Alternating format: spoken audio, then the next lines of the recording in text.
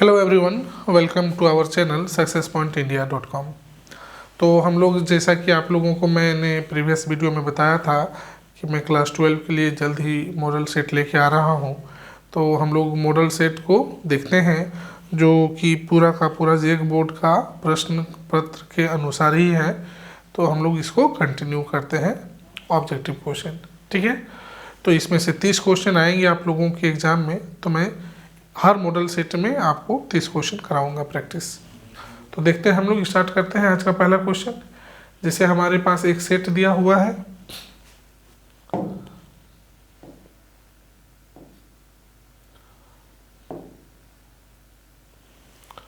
तो हमारे पास एक सेट दिया हुआ है A इक्वल टू, है ना। एक सेट क्या दिया हुआ है, A इक्वल टू ABC। हमारे पास एक रिलेशन भी है R इक्वल टू, ये रिलेशन दिया हुआ है। हमको पूछ रहा है कि जो रिलेशन R है इसमें से किस कंडीशन को सेटिस्फाई करेगा। तो देखिए, हम लोग रिलेशन का मतलब क्या है कि यदि A दिया हुआ है तो हम उसका ऑर्डर पेयर निकालते हैं, A क्रॉस A। तो ये A क्रॉस A का मतलब हो गया कि ये A B C के साथ ऑर्डर पेयर बनाइए। तो ऑर्डर पेयर क्या होता है, ये एक बार, फिर ये एक बार, फिर ये एक बार। तो ये पेयर बन जाएगा आपके पास AA AB AC। Similarly BA BB and BC। Similarly CA CB and CC।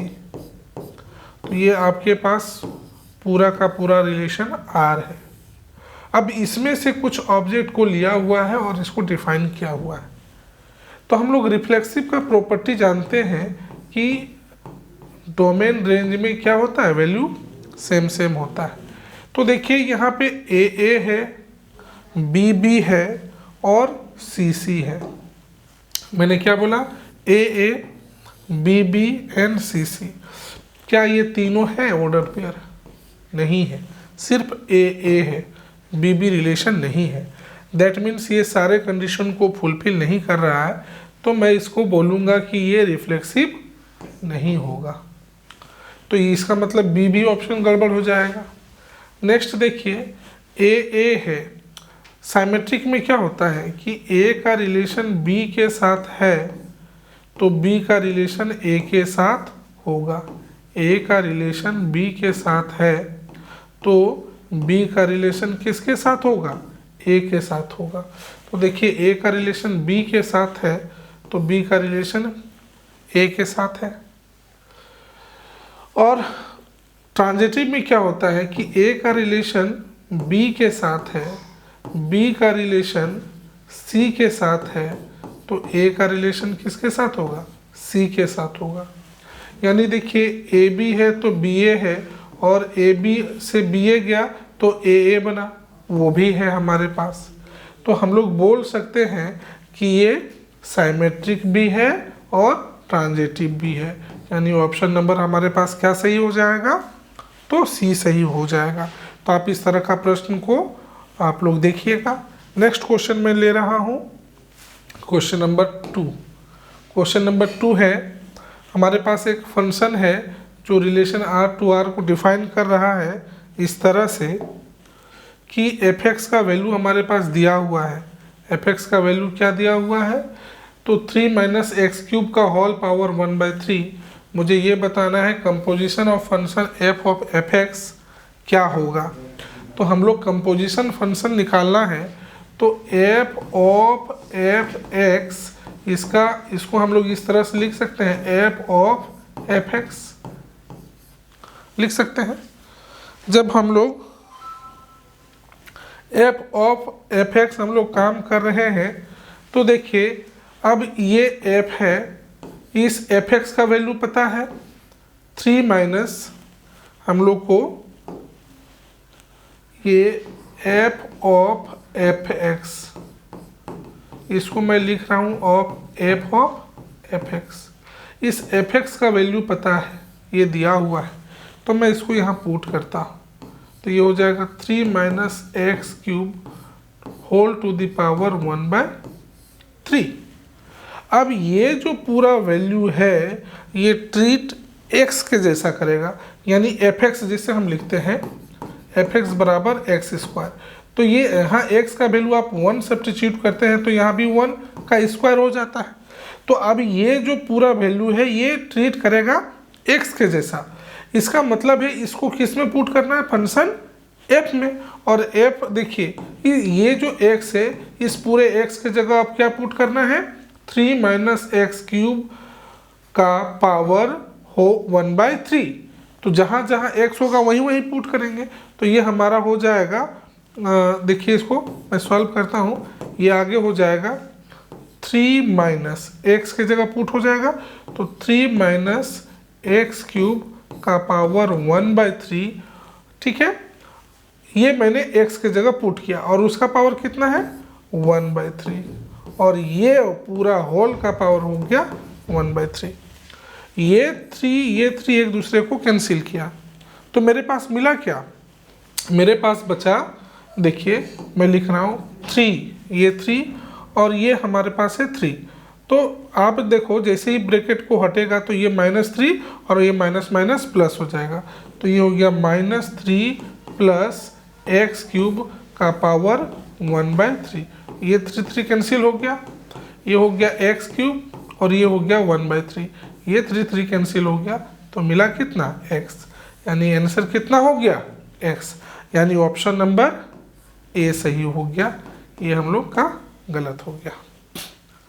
अब हम लोग नेक्स्ट क्वेश्चन जाते हैं, क्वेश्चन नंबर 3 में। क्वेश्चन नंबर 3 क्या है, इसी तरह का एक क्वेश्चन और है कि एफ एक्स का वैल्यू दिया हुआ है, एफ एक्स का वैल्यू दिया हुआ है आपके पास और जी एक्स भी दिया हुआ है। यहाँ पे दो कंपोजिशन ऑफ फंक्शन है, एफ एक्स भी है और जी एक्स भी है। हमको क्या दिखाना है, एफ ऑफ जी एक्स क्या होगा, तो एफ ऑफ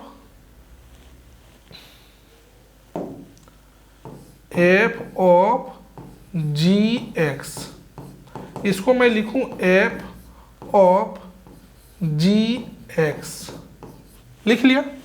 अब इस जी एक्स का वैल्यू पता है, देखिए हमारे पास क्या है, जी एक्स का वैल्यू पता है, इसको पुट कीजिए, तो ये है x plus 3 whole divided by 2।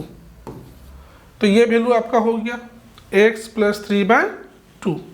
अब ये वैल्यू किस में पुट होगा, फंक्शन f में, यानी इस x के जगह पूरा वैल्यू कितना पुट होगा, ये जो पूरा वैल्यू है ये पूरा का पूरा पुट होगा।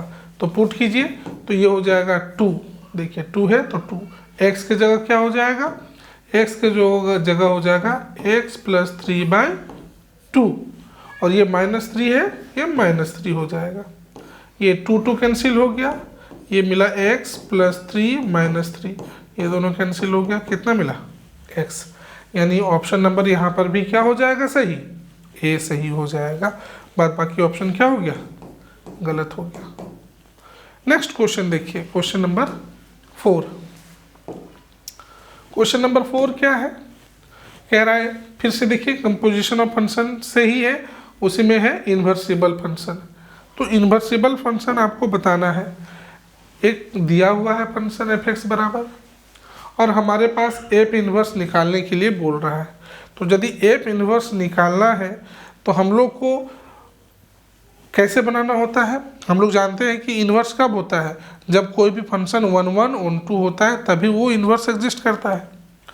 इसका मतलब मैं सीधा बना रहा हूँ, तो हम लोग 1 2 में जब इन्वर्स फंक्शन बनाते हैं तो हम लोग कैसे बनाते हैं, लेट y बराबर एफ एक्स, और इस एफ एक्स का वैल्यू दिया हुआ है, इस एफ एक्स का वैल्यू कितना है 4x प्लस 3। अब यहाँ से क्या कीजिए, x के बराबर ले आइए, तो ये 3 उधर चला जाएगा, यानी y minus 3 equal to 4x, और ये 4 को इधर ले जाइए, तो y माइनस 3/4 किसके बराबर आ गया, x के बराबर। मुझे यही लाना था, x बराबर। अब यहाँ पे देखिए y बराबर आपने एफ एक्स माना, तो इस f को आप इधर ले आए, तो जैसे ही f को इधर ले आएंगे तो ये यहाँ पे बचेगा x, और इसी x के जगह मैं लिखूंगा एफ इनवर्स y। यही तो निकालना है मुझे, एफ इनवर्स y। कितना हो जाएगा, f inverse y equal to मैंने निकाला y माइनस 3/4। तो ये ही आपका आंसर हो जाएगा y माइनस 3/4, y माइनस 3/4, यानी ऑप्शन नंबर बी हो जाएगा। देखिए कभी कभी क्या है, माइनस प्लस का सिर्फ अंतर है, ध्यान रखना है।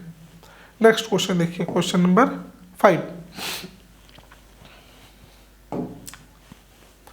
यहाँ एक फंक्शन दिया है F x equal to 2x। अब पूछ रहा है 1 1 क्या है, ऑन 2 क्या है, मेन्यू 1 क्या है, 1 1 एंड इन 2 क्या है। तो हम लोग एक बार पढ़ लेते हैं कि ये 1 1 ऑन 2 फंक्शन क्या है। तो 1 1 फंक्शन क्या कहता है कि यदि कोई भी फंक्शन है और उसके एक वैल्यू का एक इमेज मिले तो हम बोलते हैं कैसा फंक्शन है, 1 1। ऑन टू फंक्शन कब होता है, तो ऑन टू फंक्शन कब होता है कि जब जितना आपका रेंज में वैल्यू है उसका प्री इमेज एग्जिस्ट करे। जितना आपका रेंज में है उसका प्री इमेज एग्जिस्ट करे तो वो ऑन टू हो जाएगा। मेन्यू 1 किसको कहते हैं, तो जब आपका डोमेन का दो वैल्यू, डोमेन के दो वैल्यू का इमेज एक ही हो तो हम लोग क्या क्या बोलते हैं, मेन्यू 1 फंक्शन बोलते हैं। इनटू फंक्शन कब बोलते हैं, जब आप कोई फंक्शन को निकालते हैं और उसके रेंज का एक वैल्यू ऐसा मिल जाए जिसका प्री इमेज एग्जिस्ट नहीं करे तो हम लोग उसको बोलते हैं इनटू फंक्शन। अब हमको देखना है इसके लिए F x equal to 2x के लिए। तो देखिए ये 1 1 तो हो जाएगा। देखिए अब कैसे होगा 1 1, तो आप कोई भी नेचुरल नंबर, हमारा नेचुरल नंबर से नेचुरल नंबर लेना है, तो नेचुरल नंबर से नेचुरल नंबर लेना है तो आप नेचुरल नंबर स्टार्ट होता है 1 से, आप 1 लीजिएगा तो ये 2 हो जाएगा, 2 लीजिएगा 4 हो जाएगा, 3 लीजिएगा 6 हो जाएगा, इस तरह से हो जाएगा। यानी ये 1 1 फंक्शन तो है, ठीक है। अब हम लोग को ये देखना है कि ऑन टू है कि नहीं। तो ऑन टू के लिए मैं बोला कि प्री इमेज एग्जिस्ट करना चाहिए, तो आप कोई भी यहाँ पे नेचुरल नंबर लो, क्या वो एग्जिस्ट करेगा। यदि वो एग्जिस्ट कर गया तो हम बोलेंगे ऑन टू फंक्शन है। मेन्यू 1 है, इसी तरह मैंने बोला कि दो वैल्यू का आपके पास एक इमेज मिलेगा तो मैं बोलूँगा उसको मेन्यू 1 फंक्शन, ठीक है। तो आप इसको आगे बनाइए, तो मैं इसको आगे बनाता हूँ। तो मैं फिर से बनाता हूँ, लेट ऑन टू के लिए y बराबर एफ एक्स, और एफ एक्स का वैल्यू कितना दिया है 2x, ये y बराबर, यानी x बराबर क्या हो जाएगा y/2।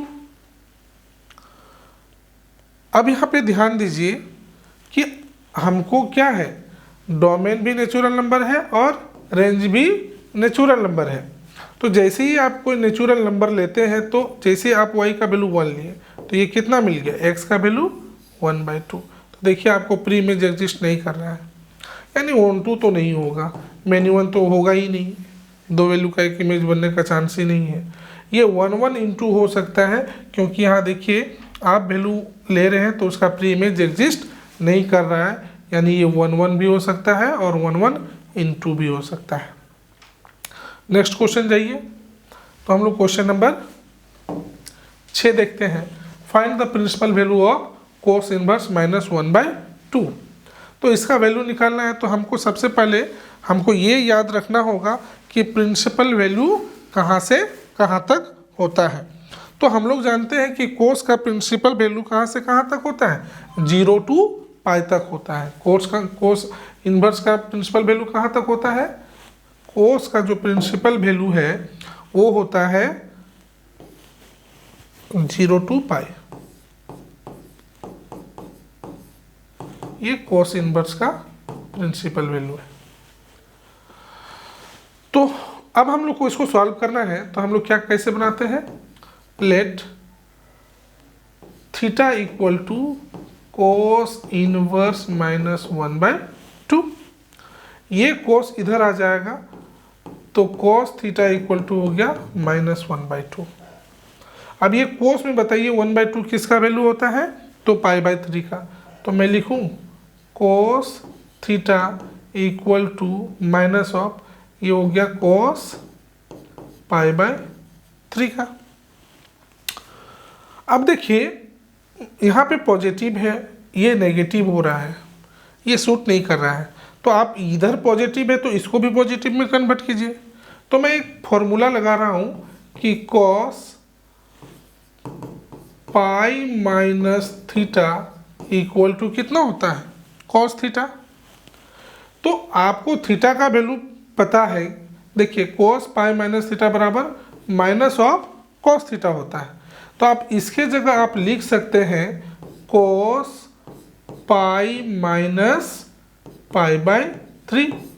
आप थीटा के जगह कितना लेंगे, माइनस पाई बाई 3। तो देखिए माइनस cos थीटा हो जाएगा। अब इसको सिंप्लीफाई कीजिए तो ये हो जाएगा cos ऑफ 2 पाई बाई 3, किसके जगह, cos थीटा के जगह। तो थीटा का वैल्यू कितना मिल गया, 2 पाई बाई 3। क्या ये इसमें बिलोंग कर रहा है इस इंटरवल में, हाँ, तो ये हो गया उसका प्रिंसिपल वैल्यू, कौन, 2 पाई बाई 3। तो ऑप्शन है 2 पाई बाई 3, देखिए डी में। नेक्स्ट क्वेश्चन जाइए, हमारे पास क्वेश्चन है 7। देखिए रेंज ऑफ साइन इनवर्स, तो फिर से हम लोग को प्रिंसिपल वैल्यू पता होना चाहिए कहाँ से कहाँ तक होता है साइन का। तो साइन का प्रिंसिपल वैल्यू होता है close interval minus pi by 2 to pi by 2। आपको सीधा याद रखना है। यदि आप प्रिंसिपल वैल्यू याद नहीं रखते हैं तो आप इन्वर्स का वैल्यू नहीं फाइंड आउट कर सकते हैं। नेक्स्ट क्वेश्चन देखिए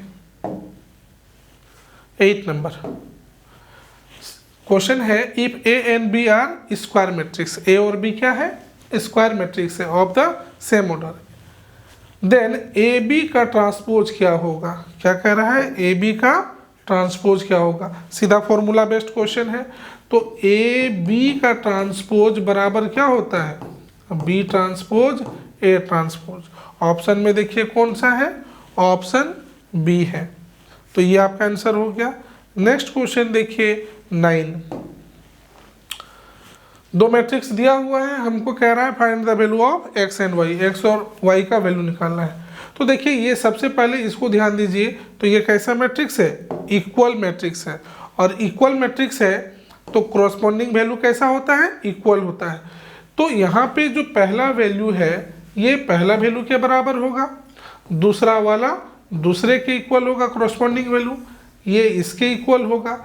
तो देखिए सीधा सीधी ये हो जा रहा है आपको 3x इक्वल टू 6, यानी x का वैल्यू कितना मिल गया 2। और यहाँ देखिए माइनस वाई इक्वल टू कितना है 3, यानी y का वैल्यू -3। ये देखिए ऑप्शन कहाँ पे है 2 और -3, x का वैल्यू 2 देखिए, y का वैल्यू -3।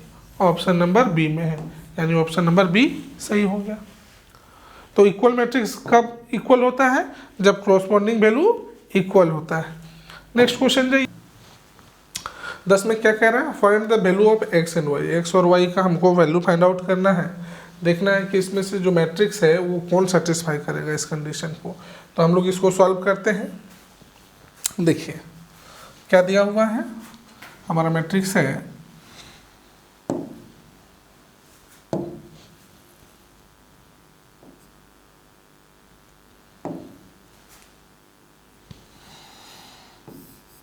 है 2 - 3 1 1, ये x y is equal to 1 and 3।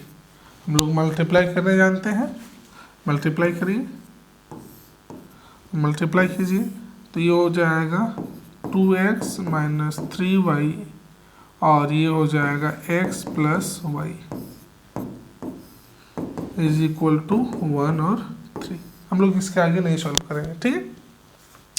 देखिए इक्वल मैट्रिक्स है तो कोरस्पॉन्डिंग वैल्यू बराबर होगा। अब देखिए कि इसमें से कौन सा कंडीशन है जो इस यहाँ पे ऑप्शन में से इस कंडीशन को सेटिस्फाई करेगा। मेरे पास दो इक्वेशन है, तो अब इक्वेशन हम लास्ट वाला ही ले रहे हैं, x + y = 3।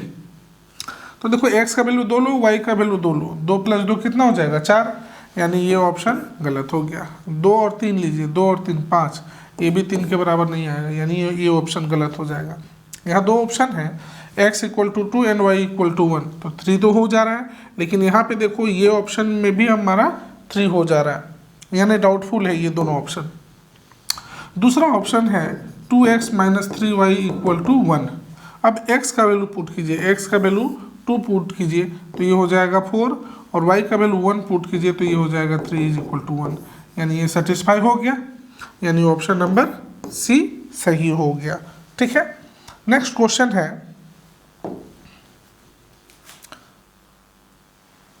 11। क्या कह रहे हैं, हमको डिटर्मिनेंट निकालना है और वैल्यू निकालना है कि वैल्यू क्या होगा।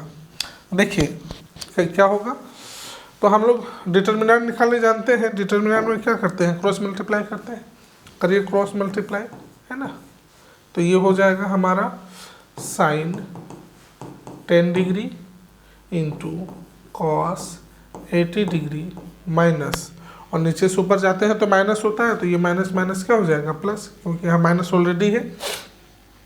ये हो गया कॉस 10 डिग्री साइन 80 डिग्री। ये फॉर्मूला में आ गया, देखिए किसका, तो आप इसको ध्यान देखिए, sine x cos y plus cos x sine y किसका फॉर्मूला होता है, साइन एक्स प्लस वाई का। यानी ये साइन एक्स प्लस वाई में आ जाएगा, तो एक्स का वैल्यू 10 और वाई का वैल्यू 80, यानी कितना हो जाएगा साइन 90, और साइन 90 का वैल्यू कितना होता है 1।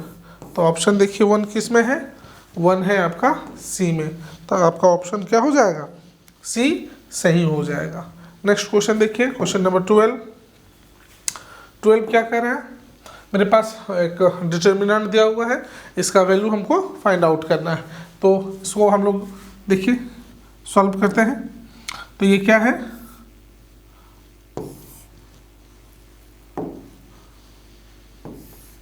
One omega omega square omega omega square 1 omega square 1 और ओमेगा, ये किसके बराबर आएगा ये पूछा जा रहा है। हम लोग देखिए एक जानते हैं कि क्यूब रूट ऑफ यूनिटी का मतलब क्या होता है। तो क्यूब रूट ऑफ यूनिटी का मतलब है कि 1 plus omega square equal to 0, और ओमेगा क्यूब का वैल्यू क्या था 1 होता है।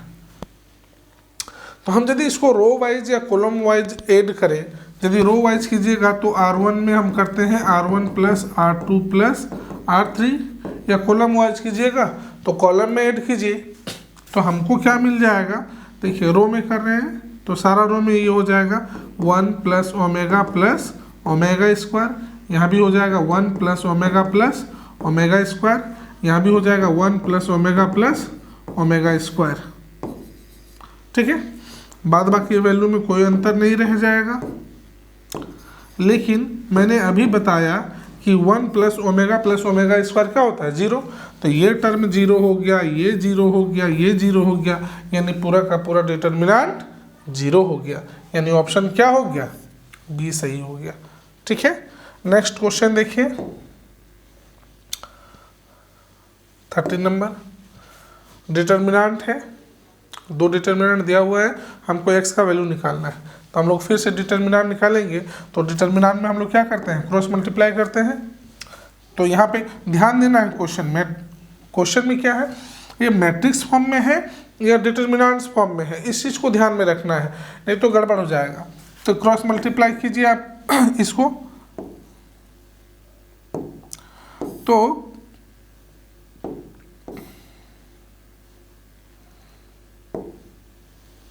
ये कितना हो जाएगा 4 तिया 12x, और ये हो जाएगा माइनस माइनस प्लस हो जाएगा 14। इसी तरह ये हो जाएगा 32, और ये हो जाएगा 42। अब इसको सॉल्व कीजिए, तो ये हो गया 12x plus 14 is equal to, ये कितना हो जाएगा माइनस ऑफ 10। ये इसको सॉल्व कीजिए, तो ये हो गया 12x इज इक्वल टू, ये प्लस 14 है, इधर जाके माइनस हो जाएगा, तो ये हो जाएगा माइनस ऑफ 14 माइनस ऑफ 10, यानी 12x इक्वल टू माइनस 24, यानी x इक्वल टू माइनस 2। ठीक है ना, ऑप्शन क्या हो गया, डी हो गया। नेक्स्ट क्वेश्चन देखिए,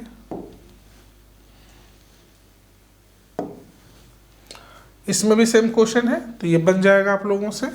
नेक्स्ट क्वेश्चन देखिए, हाँ एक क्वेश्चन आ रहा है कि ए का वैल्यू दिया हुआ है डिटर्मिनेंट फॉर्म में, हमको कह रहा है फाइंड ए। तो डिटर्मिनेंट अभी हम लोग निकालना सीखे, जस्ट क्या करते हैं हम लोग क्रॉस मल्टीप्लाई करते हैं। तो ये इसके क्रॉस मल्टीप्लिकेशन होगा, ये इसके होगा, तो 5 तिया 15 माइनस 7 यानी कितना हो गया 8। Option number B. Next question जाइए। नेक्स्ट क्वेश्चन क्या है कि if A is invertible square matrix, determinant of A inverse का हमको जो डिटर्मिनेंट है वो क्या होगा ये पूछा जा रहा है। हम लोग यहाँ एक प्रॉपर्टी जानते हैं, क्या प्रॉपर्टी जानते हैं, एक प्रॉपर्टी होता है ए इन्वर्स इक्वल टू आई। क्या होता है, ए इन्वर्स इक्वल टू आई होता है।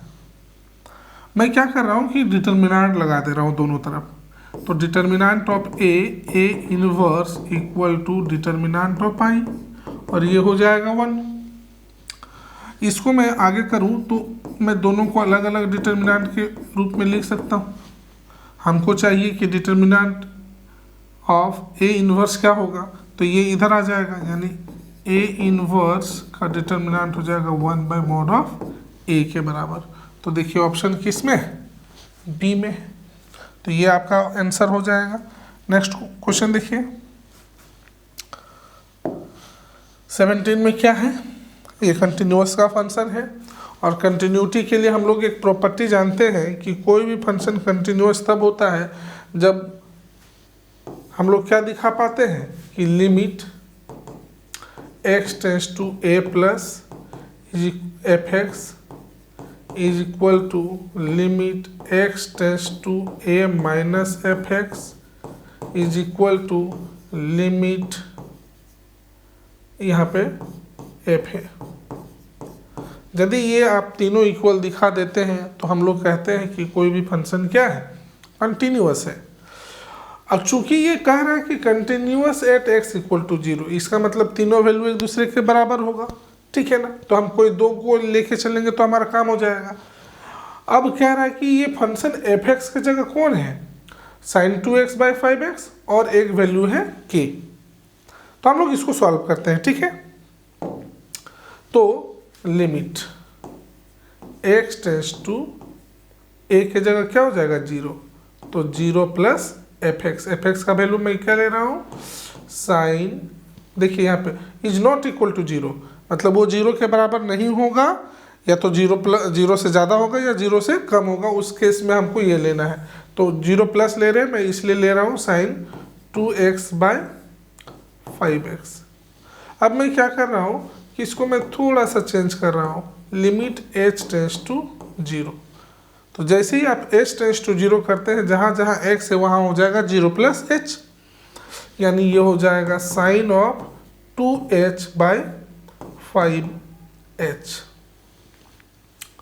अब हम लोग एक इसमें लिमिट में जानते हैं, 11th क्लास में पढ़े हैं कि limit theta tends to 0 sine theta theta कितना होता है 1, यानी यहाँ 2h है तो ये यहाँ पे 2 होना चाहिए था।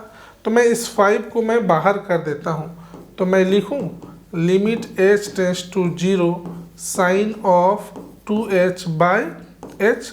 मैं 2 क्या किया, मल्टीप्लाई किया, तो 2 हमको बैलेंस करना है, हम देखिए यहाँ डिवाइड कर रहे हैं तो हमको मल्टीप्लाई करना होगा, तो मैं यहाँ 2 मल्टीप्लाई किया, और ये 5 मेरा पहले से बाहर है। और ये देखिए ये किस फॉर्मेट में आ गया, limit theta tends to 0 sine theta theta, और इसका वैल्यू क्या होता है 1, यानी ये पूरा वैल्यू कितना हो गया 1, यानी ये कितना हो गया 2/5, ठीक है। तो हमको 0 प्लस, इसी तरह 0 माइनस में भी निकालेंगे तो ये इतना ही आएगा, लेकिन ये कह रहा है कि f0, जब आप फंक्शन ऑफ 0 लेंगे तो वैल्यू क्या होगा, k होगा। और चूंकि हमने बताया कि कंटिन्यूअस है तो तीनों वैल्यू इक्वल होगा, यानी k का वैल्यू हमको पता चल गया कितना होगा 2/5। अब ऑप्शन में देखिए 2/5 कहाँ है, तो ऑप्शन नंबर ए, ये सही हो गया। नेक्स्ट क्वेश्चन देखिए, सिमिलरली इसी टाइप का क्वेश्चन है, तो मैं इसको भी सॉल्व कर रहा हूँ। देखिए, तो ये हो जाएगा लिमिट x टेंस टू 3 के लिए, तो 3 plus f x is equal to limit x tends to 3 plus f x का वैल्यू मैं क्या ले रहा हूँ, तो ये ले रहा हूँ x square minus 9 by x minus 3। क्यों? क्योंकि यहाँ फिर से कंडीशन देखिए, कह रहा है कि जब x का वैल्यू 3 नहीं होगा उस केस में हमको एफ एक्स का वैल्यू ये लेना है, और जब 3 होगा तो उस केस में हमको क्या लेना है, तो मैं 3 प्लस ले रहा हूँ, यानी इज नॉट इक्वल टू 3 में आ जाएगा। अब फिर से मैं वही h टेंस टू 0 करूँगा, तो h देखिए आप इसको थोड़ा सा और इसमें सॉल्व कर लेते हैं, फिर h टेंस टू 0 ले आता हूँ मैं। तो मैं इसको करता हूँ limit x tends to 3 plus, मैं एक फॉर्मूला जानता हूँ a square minus b square का, a माइनस बी और a प्लस बी, तो ये हो जाएगा x minus 3 and x plus 3, और ये हो गया x माइनस 3। ये x माइनस 3 कैंसिल हो गया, मेरे पास क्या बचा x प्लस 3।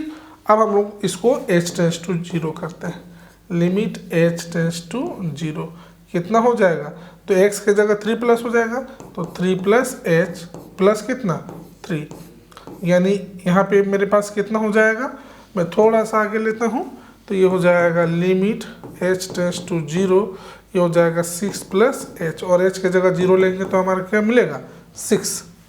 और देखिए k हमारा f0 का वैल्यू, हमको f3 का वैल्यू पता है कितना है, k है, यानी यहाँ k का वैल्यू कितना आ गया 6 आएगा। क्यों? क्योंकि ऑलरेडी ये बोल चुका है कंटिन्यूअस है, तो कंटिन्यूअस है तो वैल्यू बराबर होगा, तो ये वैल्यू किसके बराबर आ गया, ऑप्शन सी। नेक्स्ट क्वेश्चन देखिए,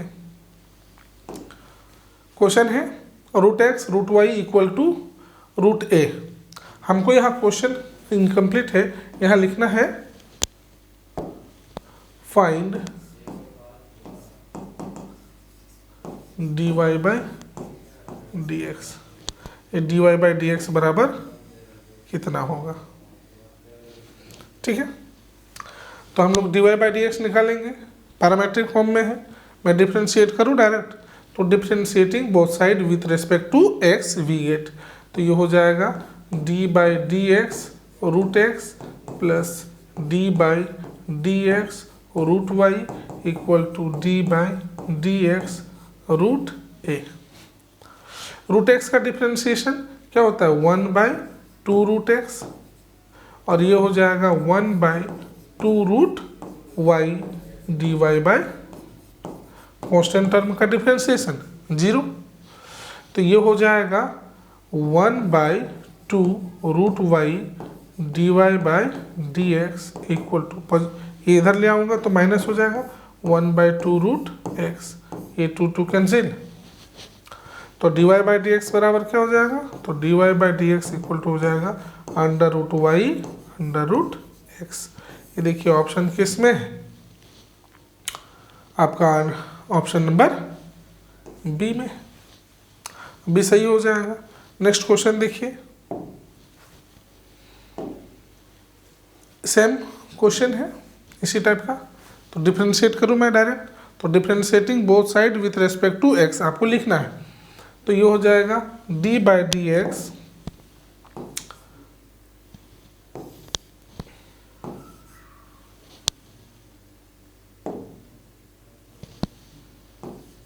d बाई डी एक्स, ओहो नेक्स्ट क्वेश्चन हम लोग को लेना था, हाँ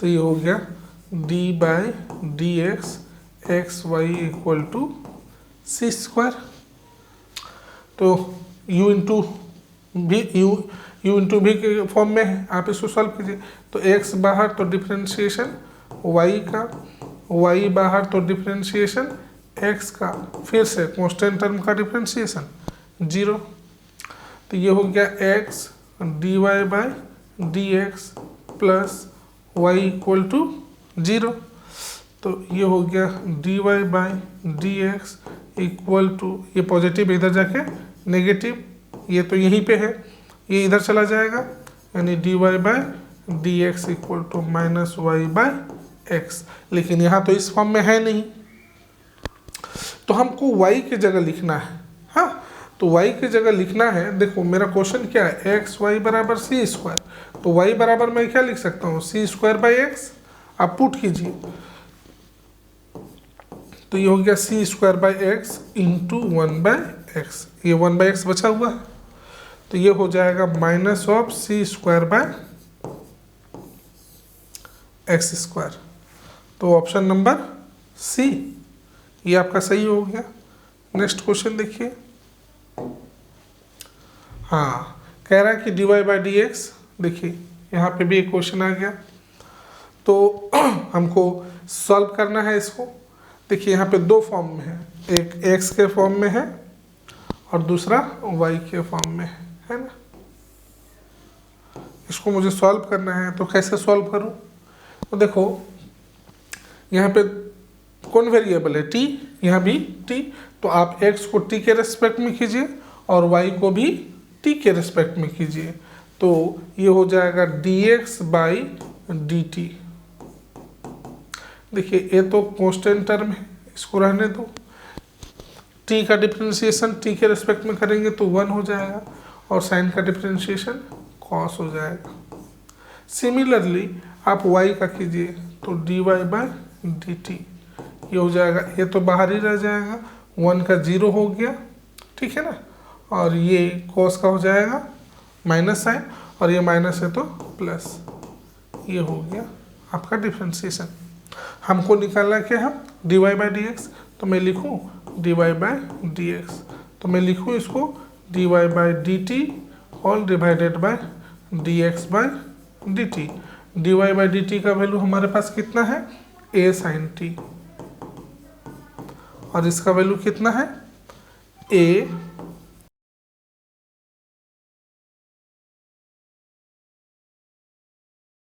वन प्लस कॉस टी, ए कैंसिल हो गया।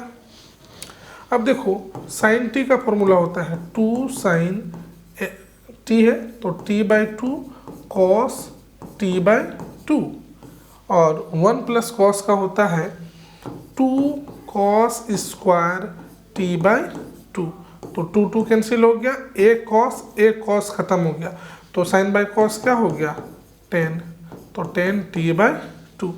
बताइए किस में है, ऑप्शन नंबर बी में है। नेक्स्ट क्वेश्चन देखिए, हम लोग 22 नंबर में जाते हैं।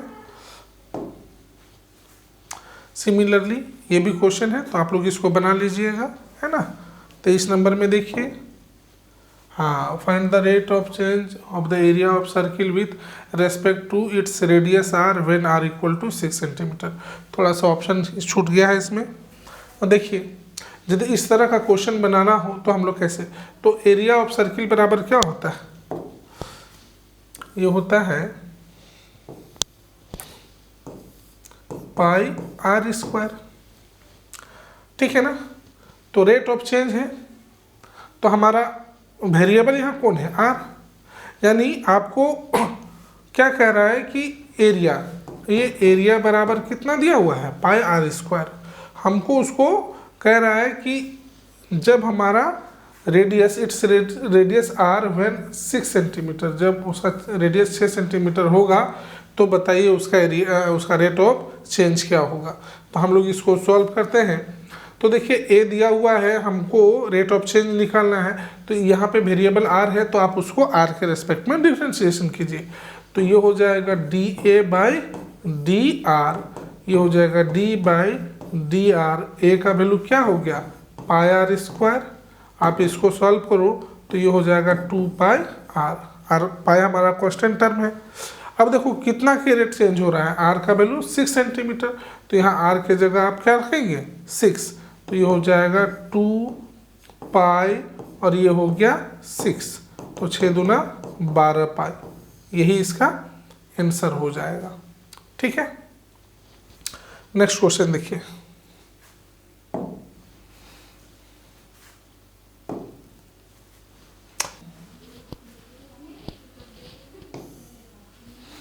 इंटीग्रेशन 1/√x, इसको मैं लिख सकता हूँ इंटीग्रेशन x का पावर -1/3 dx। ठीक है, 1/3 हो जाएगा, पॉजिटिव है, ऊपर जाके नेगेटिव हो गया। इंटीग्रेशन कैसे करते हैं, तो x का पावर -1/3 + 1 -1/3 + 1, इसको सॉल्व कीजिए तो ये हो गया 2/3, ये हो गया 2/3, 3 ऊपर चला जाएगा यानी 3/2 x का power 2/3। Option number A. Next question देखिए,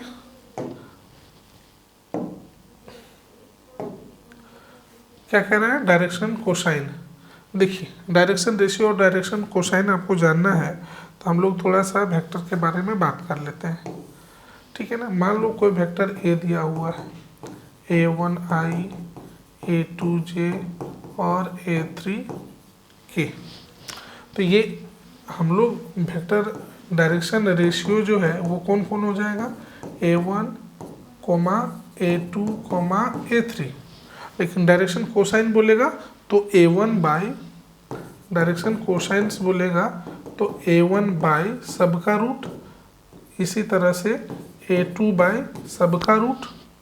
तो हम लोग को यहाँ पे देखिए, यहाँ पे a1, a2, a3 हमको पता है, तो क्या क्या है, -2, 1 और -5। तो ये हो गया a1 का वैल्यू -2, फिर हो जाएगा a2 का वैल्यू 1 और a3 का वैल्यू -5। ये डायरेक्शन रेशियो हो गया। हमको कोसाइन निकालना है, तो डायरेक्शन कोसाइंस आर क्या हो जाएगा, -2 बाई सबका स्क्वायर रूट। तो ये 2 दूना 4, 1, 5 पचे 25, 25 और 5 30 हो जाएगा, यानी हो गया -2/√30। सिमिलरली हो जाएगा 1/√30 एंड सिमिलरली हो जाएगा, हाँ, ये होगा -5/√30। अब ऑप्शन देखिए किस में है, देखिए ऑप्शन नंबर डी में। नेक्स्ट क्वेश्चन देखिए, यहाँ पे हम लोग को पहले क्रॉस करना है, ए क्रॉस बी निकालना है, देन उसका डिटर्मिनेंट निकालना है, या मोड बोलते हैं, तो मॉडुलस निकालना है। तो फिर हम लोग पहले इसको सॉल्व कर लेते हैं ना। तो vector a into vector b हम लोग सॉल्व कर ले। तो ए का वैल्यू देखिए, हम लोग इसको कैसे लिखते हैं, आई, जे और के, कॉफिशिएंट को लिखते हैं।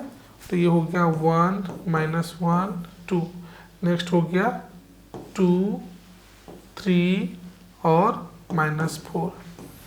अब इसको क्रॉस प्रोडक्ट निकालिए, तो आई लिए तो रो कॉलम डिलीट हो गया, ये हो गया +4 -3 2 जा 6, ये हो गया -जे, रो कॉलम डिलीट हो गया, -4 -4, ठीक है, और ये हो गया के आपका 3 + 2, तो ये हो गया -2i +8j और ये हो गया 5k। अब इसका हम लोग को क्या निकालना है, देखिए आप इसका मोड निकालिए। तो मोड बराबर क्या होता है, √a² b² c², 2 दूना 4, 8 8 64 और 5 5 25। सबको सॉल्व कीजिए, कितना आ जाएगा, तो ये हो जाएगा आपका हो जाएगा 64 और 4 68, 68 और 25, तो ये हो जाएगा 8 5 13 के 3 हाथ में 1 6 2 8 और 1 9, तो √93 यही इसका आंसर हो जाएगा। ऑप्शन आप इसी तरह से दिया हुआ रहेगा कि √93 92 91 इस तरह से दिया हुआ रहेगा। नेक्स्ट क्वेश्चन देखिए, हाँ, ये हम लोग को प्रोबेबिलिटी से क्वेश्चन है। तो पी ए दिया हुआ है, पी बी दिया हुआ है और पी ए यूनियन बी दिया हुआ है। तो यहाँ पे देखिए, यहाँ पे ऑप्शन यहाँ पे भी नहीं दिया हुआ है, लेकिन यहाँ पे ऑप्शन जो होता है वो आपको कहेगा कि इस तरह से कि पी ए बाय बी हमको निकालना हो या पी बी बाय ए निकालना हो, इस तरह से क्वेश्चन पूछेगा। तो देखिए, पी ए बाय बी निकालना हो तो हम लोग का फॉर्मूला होता है probability of A intersection B by P B. अब ये देखिए, ए इंटरसेक्शन बी हमारे पास दिया हुआ नहीं है, लेकिन पी ए इंटरसेक्शन बी का हम लोग फॉर्मूला जानते हैं, क्या होता है, P A plus P B, है ना, और माइनस ये यहाँ पे यूनियन होता है इंटरसेक्शन, जिसको मैं पहले निकाल लेता हूँ, ठीक है, आपको उसके बाद सिखा लेता हूँ। तो पहले यूनियन, यहाँ पे देखिए पी ए यूनियन बी, पहले इंटरसेक्शन ही निकाल लेता हूँ।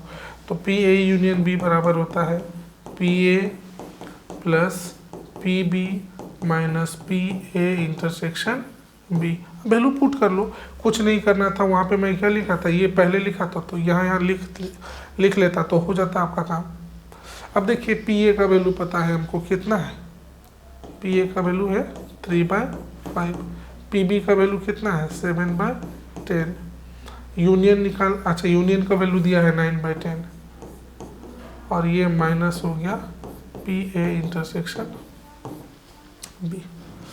तो देखिए, ये नेगेटिव है, उधर जाके पॉजिटिव हो जाएगा, ये पॉजिटिव है इधर आके नेगेटिव, यानी पी ए इंटरसेक्शन बी बराबर ये हो जाएगा 3/5 प्लस 7/10 माइनस ऑफ 9/10। सॉल्व कीजिए, ये हो जाएगा 10×5 = 50, और ये हो जाएगा 10 × 30 और 7×5 = 35 माइनस 9/10 हो जाएगा 65/50 माइनस 9/10।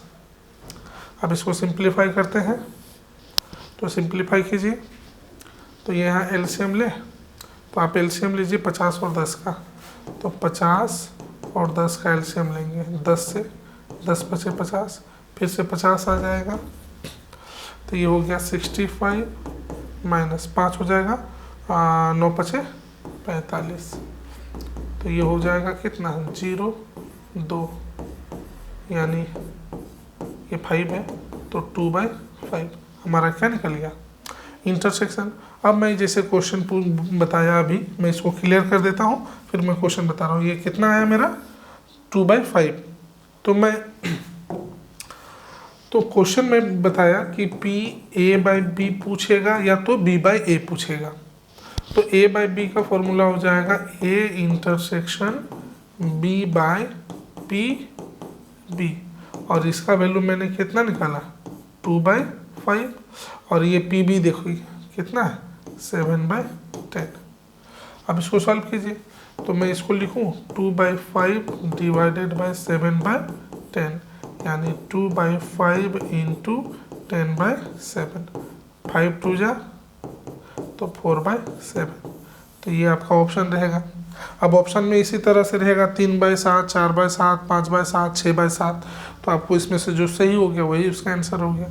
अब हो सकता है आपको यहाँ ए बाई बी की जगह बी बाई ए पूछे, तो यहाँ जो लास्ट में रहता है वही वैल्यू लास्ट में होता है। सिमिलरली एक क्वेश्चन हम लोग इसी तरह से देख लिए। अब आप लोगों को क्या करना है कि और 1-2 क्वेश्चन प्रैक्टिस कर लेना है इस तरह से। तो आप लोग नेक्स्ट जो मॉडल सेट है वो फिर से मैं आप लोगों के लिए 30 क्वेश्चन लेके आ रहा हूँ, तो आप लोग वीडियो को सब्सक्राइब ज़रूर कर लीजिएगा ताकि नोटिफिकेशन आपको मिल जाए।